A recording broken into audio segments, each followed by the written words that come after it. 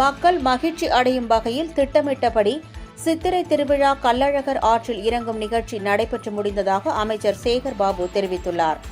மதுரையில் செய்தியாளர்களுக்கு பேட்டியளித்த அமைச்சர் சேகர் பாபு, சித்திரை திருவிழா தொடங்கியது முதல் கள்ளழகர் வைகை ஆற்றில் இறங்கும் வைபோகம் வரை யாருக்கும் எந்த பிரச்சனையும் ஏற்படாத வகையில் விழா நடைபெற்றதாக தெரிவித்தார்.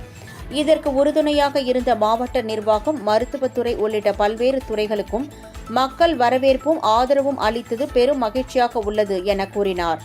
உயிரிழப்பு குறித்து துறை சார்ந்த அதிகாரிகளிடம் கேட்டறிந்து விளக்கம் அளிக்கப்படும் என தெரிவித்தார்.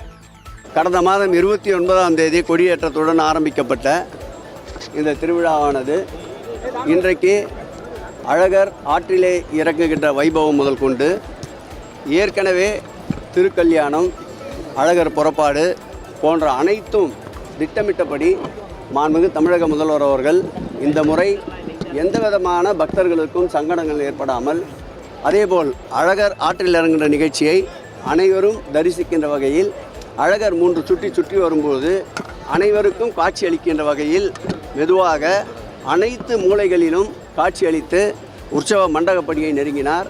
எதிர் சேவை பெரும்பாலும் எதிர் சேவை ஆற்றினார். சிறப்போடு நடைபெற்ற இந்த வைபவத்திற்கு உறுதுணையாக இருந்த மாவட்ட ஆட்சித்தலைவர், அதேபோல் எங்கள் துறையினுடைய ஆணையாளர் ஸ்ரீதர் அவர்கள், அதேபோல் மாநகர ஆணையாளர் அன்பிற்கினிய லோகநாதன் அவர்கள், மாநகராட்சி ஆணையாளர் அவர்கள், தீயணைப்புத்துறை, மருத்துவத்துறை, பொது சுகாதாரத்துறை, நீர்வளத்துறை, பொதுப்பணித்துறை அனைத்தும் ஒருங்கிணைந்து இந்த கள்ளழகர் ஆற்றிலே இறங்குகின்ற நிகழ்ச்சி முதல் கொண்டு அனைத்தையும் பக்தர்களுடைய சிறப்பான வரவேற்போடு மகிழ்ச்சியோடு இது நடந்தது.